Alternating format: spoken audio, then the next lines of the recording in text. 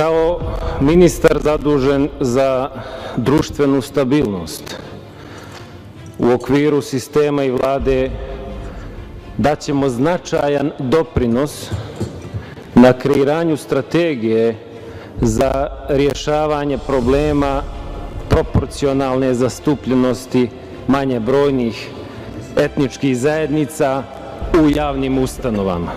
Kao i kada je pitanje raseljenih lica i status porodica žrtava rata, to su sve osjetljiva pitanja koja trebamo tretirati kroz proces pomirenja i zbližavanja između srpskog i bošnjačkog naroda u državi i na Zapadnom Balkanu. Nadležnost koja mi je data za naredni period veoma težak i ozbiljan zadatak.